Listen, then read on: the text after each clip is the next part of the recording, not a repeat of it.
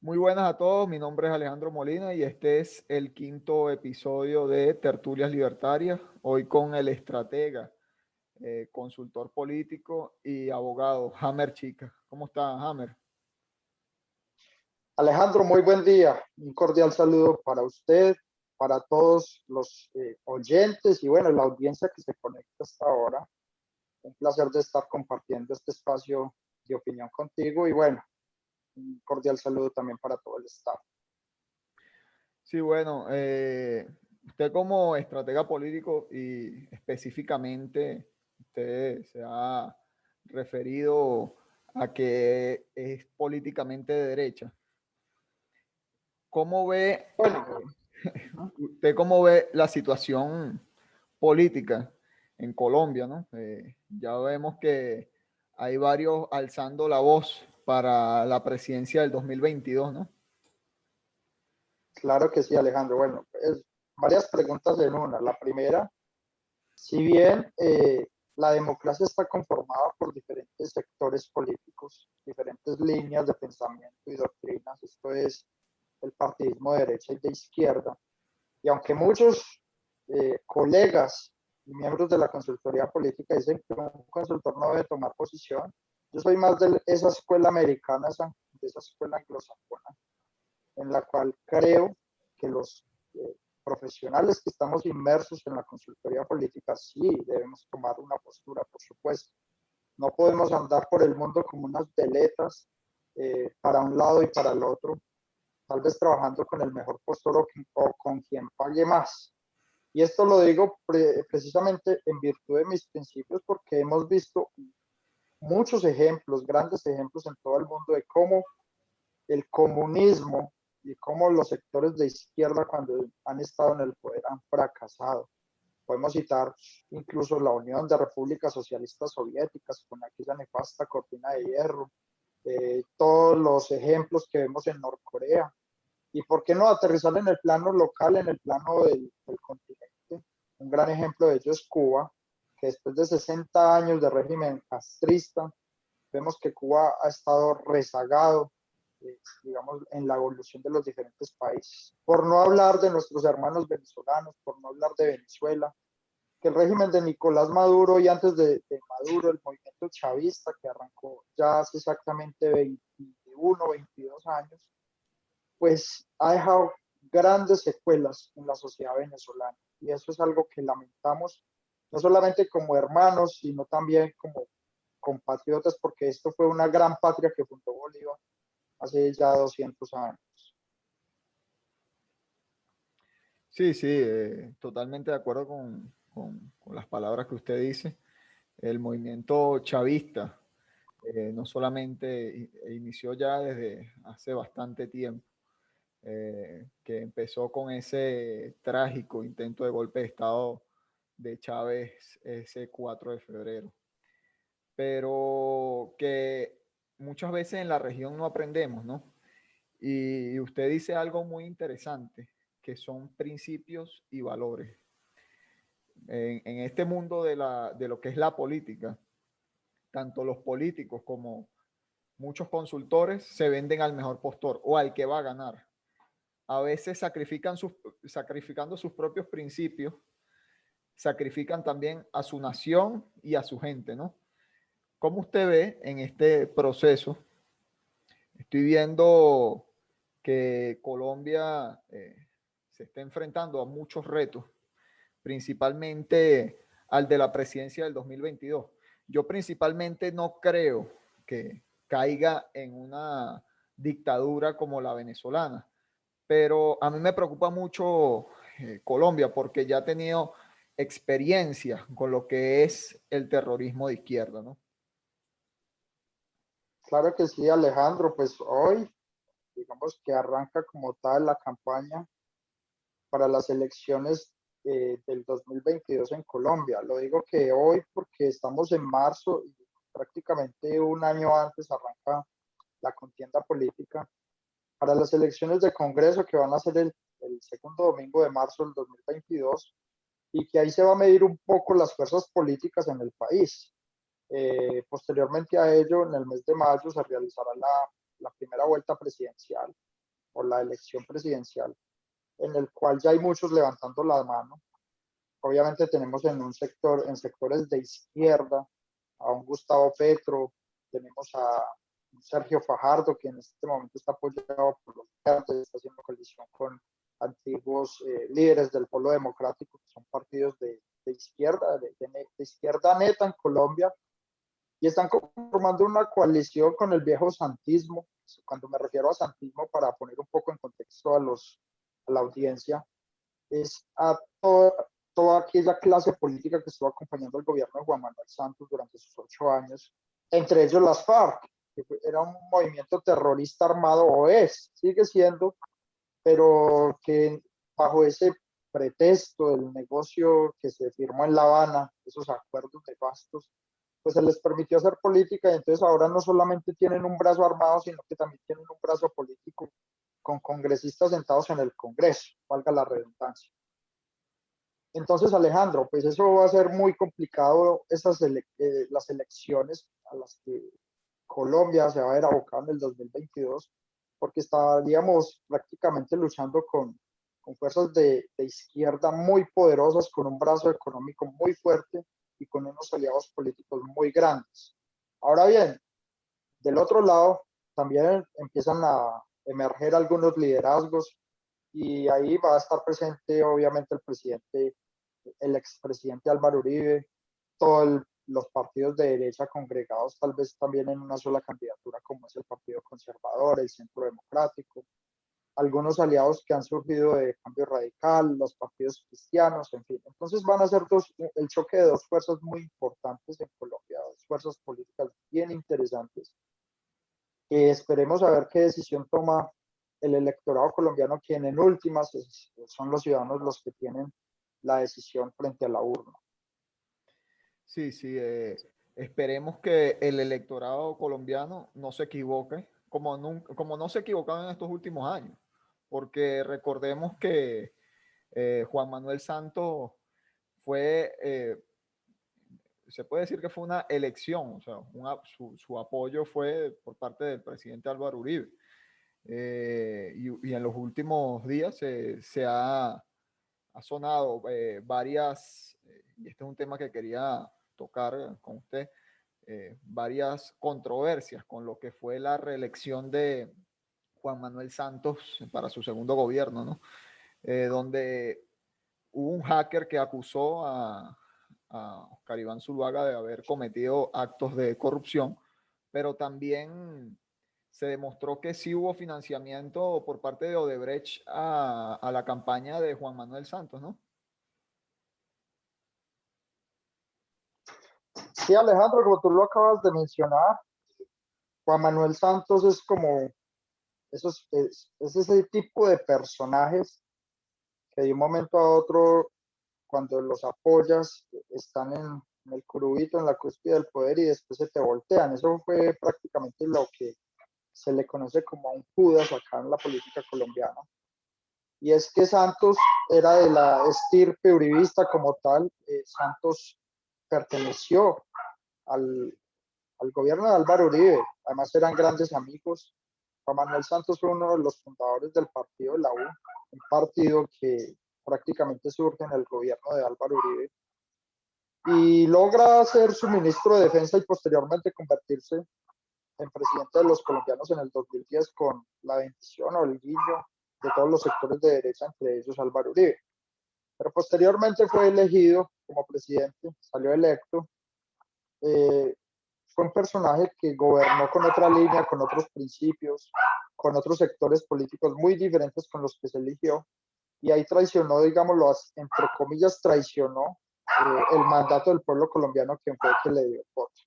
Entonces es de ese tipo de personajes desagradecidos, además, que se hizo reelegir en el 2014 usando para ello cualquier tipo de maniobras, cualquier tipo de tetras engañosas, entre ellas, digamos que la corrupción que puede empañar cualquier elección con el apoyo de Odebrecht, esa famosa multinacional brasilera que ha permeado en la política de Latinoamérica, pero también de ello, digamos que utilizó al fiscal de turno para que atacara la campaña de su gran opositor, Oscar Iván Zuluaga, que para mí era el presidente legítimo de los colombianos, ganó en primera vuelta, no porque hubiésemos estado en esa campaña, sino porque lo hizo de una gran manera, fue una campaña muy transparente, honesta, fue una campaña que contó con el apoyo mayoritario de los colombianos en la primera vuelta, y en la segunda vuelta, pues Juan Manuel Santos sencillamente usando todo el poder que tenía a su alcance a través de la fiscalía, a través de los organismos de inteligencia, pues filtró la campaña de Oscar Iván con unos hackers, uno de ellos español, otro colombiano, y ahí fue donde surgió el famoso escándalo del hacker, que supuestamente la campaña de Oscar Iván Zuluaga estaba chuzando eh, todas las conversaciones que se estaban llevando a cabo en La Habana frente al famoso diálogo de paz con las FARC. Entonces eso fue una maniobra sucia, una jugada dilatoria además, que terminó perjudicando las aspiraciones de Oscar Iván Zuluaga y que le dieron un triunfo desbordado a Juan Manuel Santos, además de eso, porque también se pudo comprobar posteriormente de que hubo compra de votos, de que hubo grandes capitales y flujo de dinero en los diferentes territorios de, de Colombia, de la costa más específicamente, donde llegaron dineros para comprar votos, comprar conciencias, en fin, hicieron de todo en esa campaña y hasta ahora apenas salen los resultados de esa investigación. Entonces, pudimos ver de que Juan Manuel Santos en el 2014 fue una persona que se robó las elecciones, y lo digo tajantemente que se robó las elecciones. Pero no debemos sorprendernos por ello, porque 2 años posteriores, en el 2016 también se robó el plebiscito, desconoció el plebiscito, que fue un mecanismo de participación ciudadana que se llevó a cabo para ver si el pueblo colombiano apoyaba los diálogos de paz que se llevaban con las FARC. Ese acuerdo de paz debía ser ratificado en las urnas a través de un plebiscito. Pues bien, Santos perdió el plebiscito, porque la mayoría del pueblo colombiano se pronunció en contra de esos diálogos y de esos acuerdos de paz. Y él sencillamente desconociendo ese plebiscito también hizo una jugada nefasta, además para la democracia en el Congreso, con un famoso fast track o vía rápida para la aprobación de esos acuerdos. Y hoy como consecuencia tenemos a los terroristas que fueron los victimarios del pueblo colombiano, que secuestraron, que extorsionaron, que violaron, que reclutaron menores de edad para sus fines guerreristas. Hoy los vemos sentados en el Congreso, en el Capitolio, promulgando las leyes para los colombianos. Hoy siguen traficando porque en el gobierno de Juan Manuel Santos pasamos de tener 40.000 hectáreas de coca cuando él se posesionó como presidente a cerca de 200.000 hectáreas de coca cuando él termina su periodo presidencial. Entonces, aquí sencillamente pasaron muchas cosas corruptas además, y, y eso pues obviamente se vio, se tenía que lavar la imagen ganándose un premio Nobel de Paz porque supuestamente sentó, le bajó las armas a la guerrilla, la guerrilla más antigua de Colombia, en un conflicto tan antiguo que superaba cualquier conflicto en el continente. Ese fue el famoso Nobel de Paz, pero hasta hoy surgen todos los escándalos, no solamente de un gobierno perverso y corrupto, sino además de una elección ilegítima como fue la del 2014. Sí, y no es solamente son victimarios del pueblo colombiano, ¿no? Sino que estas personas ya se convirtieron en victimarios también del pueblo venezolano. No podemos obviar que grupos guerrilleros ya se han apoderado de partes del territorio venezolano y donde ellos son prácticamente la autoridad y las Fuerzas Armadas no pueden hacer nada al respecto, ¿no? Esto ya no es un problema solamente de Colombia, ¿no? Ya sabemos que a partir de estos acuerdos de paz, los índices de tráfico de coca y las plantaciones de coca han aumentado de una manera descomunal, ¿no? Entonces, llegando a este punto, lo que yo venía revisando de los retos que tiene Colombia, a mí no me preocupa de que Colombia termine de quebrarse la institucionalidad. A mí lo que me preocupa es que estos grupos armados irregulares retomen otra vez el poder de fuego, ¿no? Porque si bien es cierto que antes del gobierno de Álvaro Uribe y antes con Andrés Pastrana, ¿no? Hay que acordarse que Andrés Pastrana inicia lo que es este plan contra la guerrilla, Plan Colombia, si no me equivoco. Ahorita son los dos principales, las dos personas más que se perfilan más a ser los liderazgos más grandes de la derecha, ¿no? Y yo espero de verdad que sea una elección que permita que una persona elegida por consenso dentro de, no solamente de la derecha, porque yo creo que ya esto supera lo que es derecha e izquierda, yo creo que ya esto es institucionalidad contra, contra la anti-institucionalidad, ¿no? Democracia contra tiranía. Contra tiranía. Exactamente.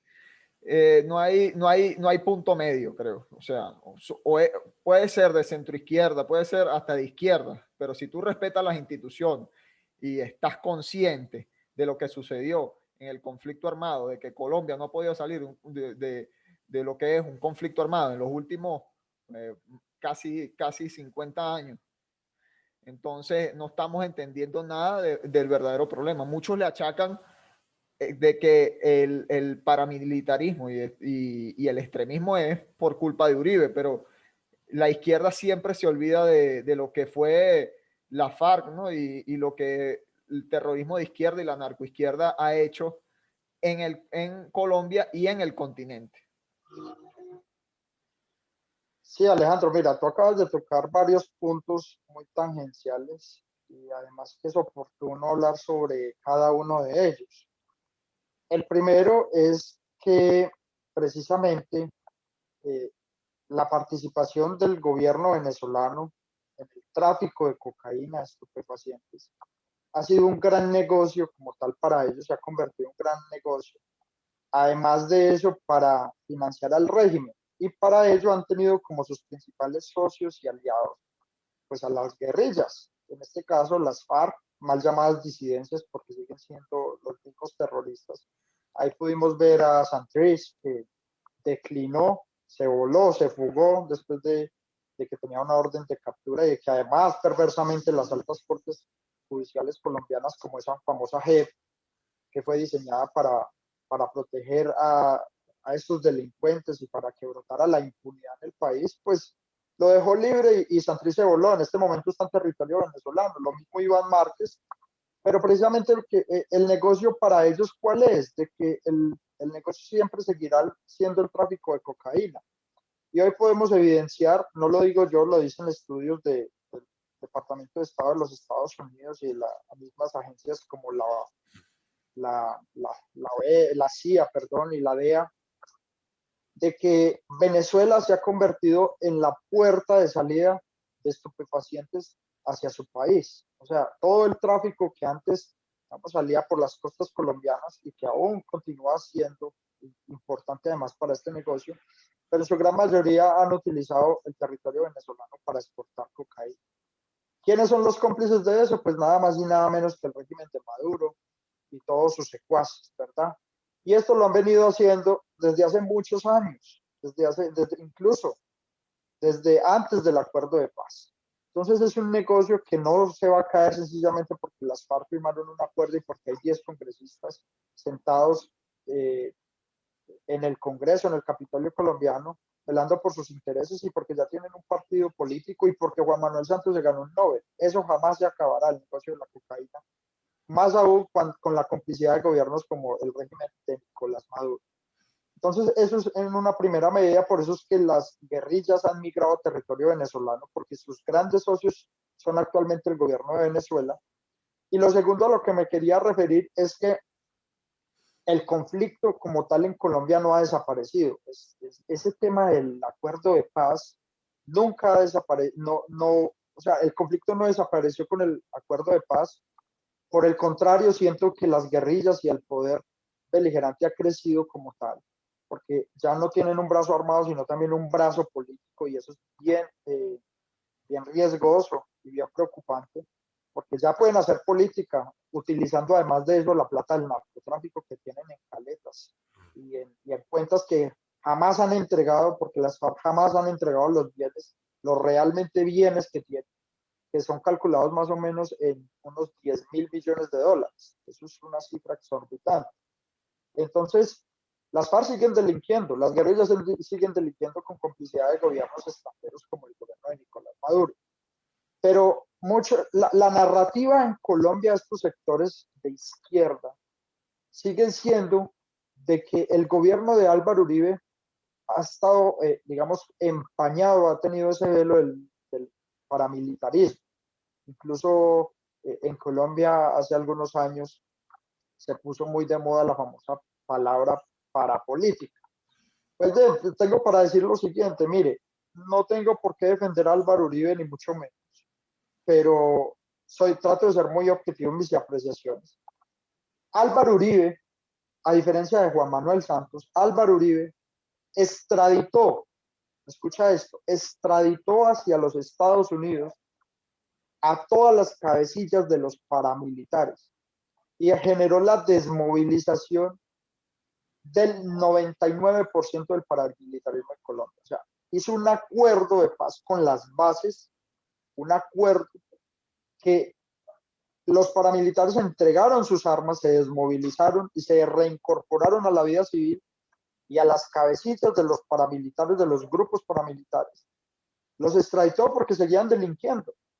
Entonces, no se le puede culpar o no se puede, más bien, titular a un presidente de paramilitar cuando desarmó a los paramilitares y extraditó a sus principales cabecillas. Diferente fue la situación con Juan Manuel Santos, que le brindó todas las garantías y le concedió todas las pretensiones que pedían los grupos guerrilleros. ¿Dónde están hoy en día los guerrilleros, las cabecillas de la guerrilla en Colombia? No están extraditados en Estados Unidos como pasó con los paramilitares. Están sentados en el Congreso y algunos retomaron las armas en la selva porque saben que detrás del negocio del narcotráfico seguirán teniendo mucho poder económico y mucha influencia política. Sí, sí, a mí me queda claro que el negocio del narcotráfico es un negocio muy rentable, porque principalmente para estos grupos que en un inicio trataron o iniciaron como un cambio revolucionario político, pero que lastimosamente, bueno, no, lastimosamente no, porque ese es el origen, ese es el ADN de la izquierda, ¿no? Afincarse en el poder, no solamente, no solamente en el poder político, también en el poder económico, porque a la izquierda no le gusta vivir en su militancia, sí puede vivir en la miseria, pero las cabecillas o los líderes, la nomenclatura no puede vivir en ese estado. Ellos tratan de tener el mejor estatus posible y si muy bien lo podemos ver, ¿cuáles son los principales líderes del Foro de Sao Paulo actualmente? Lo que es Rafael Correa, Nicolás Maduro, Cristina Kirchner, o sea, Gustavo, hasta el mismo Gustavo Petro, todos, Lula da Silva, todos con causas iniciadas por corrupción, todos enjuiciados en sus respectivos países, simplemente que unos se han salvado, otros sí, como Lula da Silva, están encarcelados, y otros se han salvado por el exilio o porque han tenido oportunidades políticas que le brindan fueros, como es Cristina Fernández de Kirchner. Pero es que el componente criminal en la izquierda y principalmente en la izquierda radical es genético, o sea, ellos se entienden es con el crimen. Claro que sí, mira, hoy en día el comunismo, mal llamado socialismo, porque digamos que esa sombra de la Unión Soviética y todas esas políticas perversas y mezquinas que terminan empobreciendo a los países y llevando la miseria a sus sociedades, siguen vigentes. Y detrás de eso se ocultan organizaciones, entre comillas, sin ánimo de lucro y grandes patrocinadores como el mismo George Soros, que financian todo este tipo de ideologías y esos gobiernos, pero precisamente los financian porque detrás de eso hay un gran negocio. Hemos podido ver cómo la familia de Fidel Castro terminó supremamente millonaria después de que, entre comillas, se acabara el régimen con su muerte y de que su hermano Raúl terminara declinando sus aspiraciones políticas o más bien entregara, y pongo entre comillas, el poder. También pudimos ver cómo los hijos de Chávez, ¿verdad? Y el mismo Nicolás Maduro son riquísimos.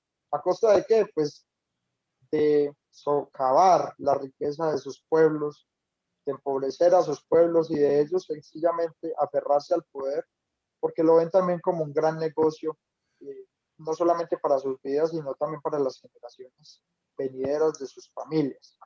Entonces, hoy en día el socialismo lo predican, lo promulgan, pero lo aplican para los pueblos, pero ellos siguen siendo grandes capitalistas y siguen siendo personas que les encanta vivir mejor que Rockefeller, ¿verdad?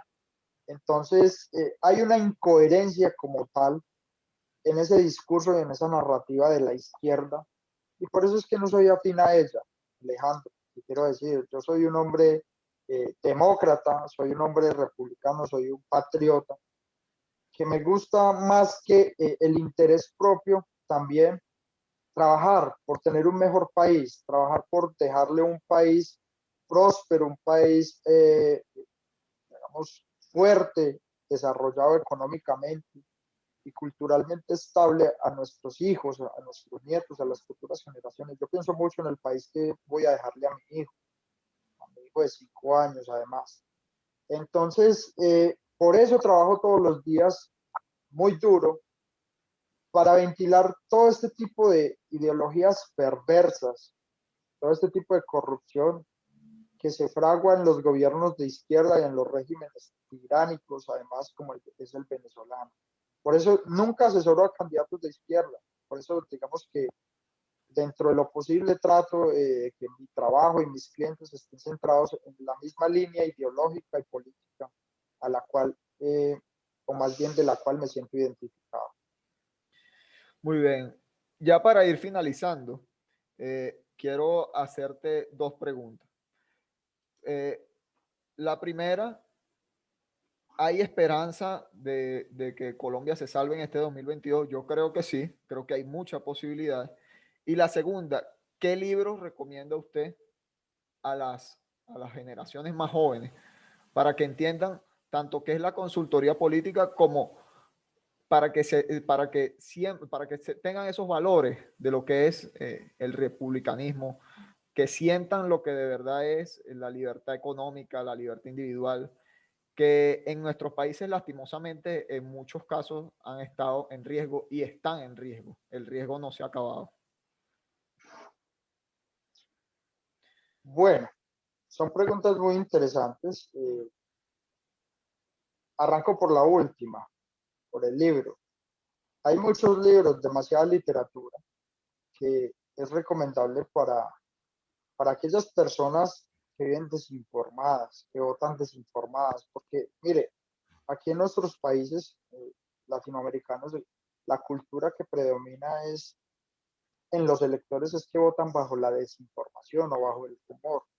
Por eso es que hay tácticas en la consultoría política que apelan a la rumorología y que tienen como único fin, pues, seguir desinformando a los electores a través de fake news, a través de todo este tipo de contenidos digitales como memes, incluso la perversa actuación de aquellas bodegas digitales o esas granjas digitales que terminan haciéndole un daño a la democracia. Lo decía el mismo, y les funciona además, lo decía el mismo director de marketing de Hitler, Joseph Goebbels, decía que cuando tú repites una mentira 1000 veces, pues el pueblo termina convirtiéndola en verdad.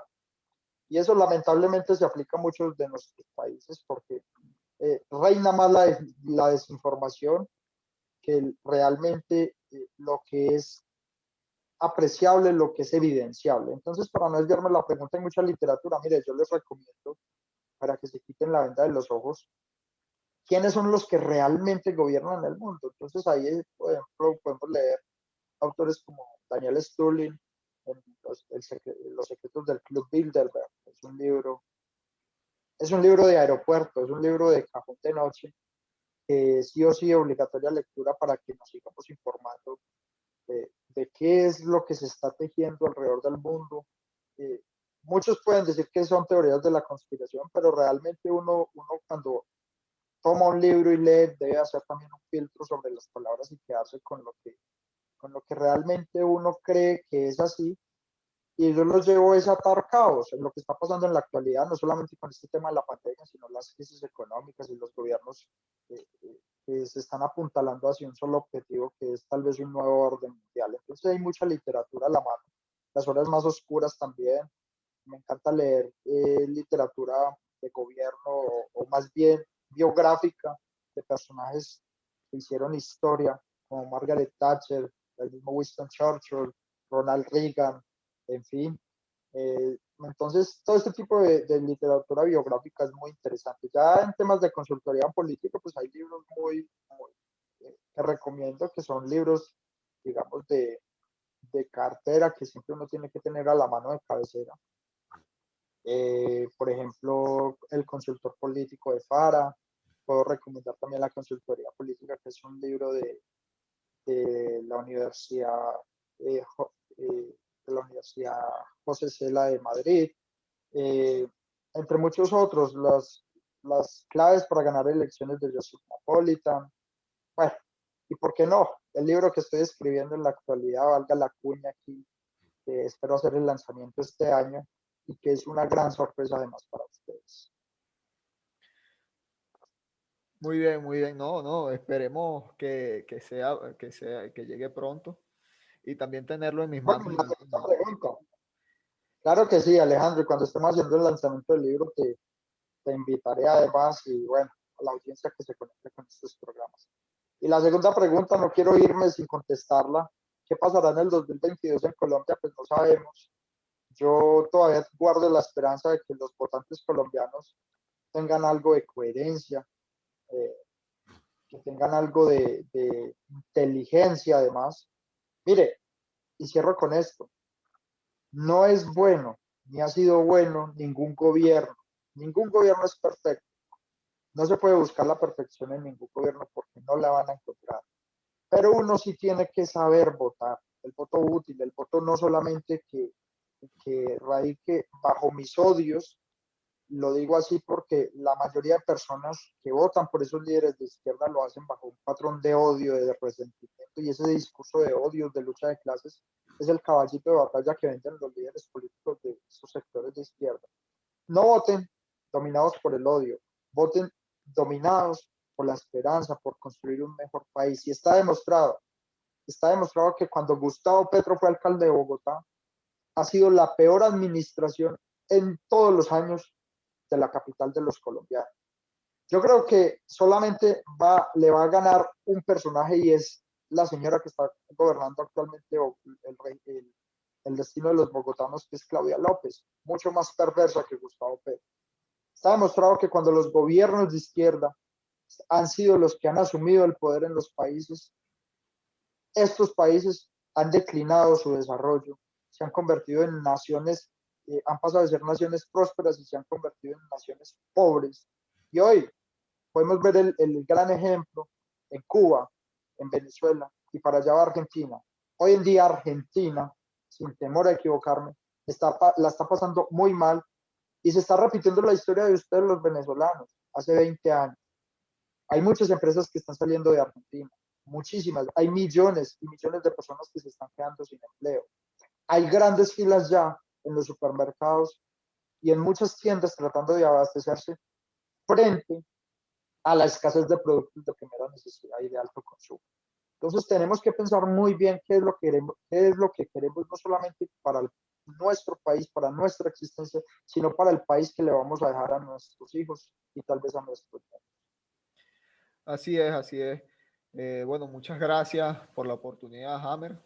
Y totalmente de acuerdo con lo que usted dice. El resentimiento y el odio fue lo que nos llevó a los venezolanos a cometer un gran error que fue, bueno, no me incluyo porque yo era muy joven y no, todavía lo soy, pero no tenía conciencia de voto, pero la generación pasada, la mía sí, y por el mismo odio y el resentimiento, tuvieron una mala elección que le costó, no solamente le ha costado la libertad, sino también le ha costado la vida a millones de venezolanos. Muchas gracias, Hammer, de verdad, y espero tenerlo por acá pronto. Alejandro, muchas gracias a usted, de verdad, por el espacio, por la oportunidad. Y bueno, espero que esta sea una de las muchas tertulias que tengamos. Fue un placer estar el día de hoy contigo y bueno, un cordial saludo para todos. Igualmente, no, sí, vendrán muchas más. Hasta la próxima. Bueno.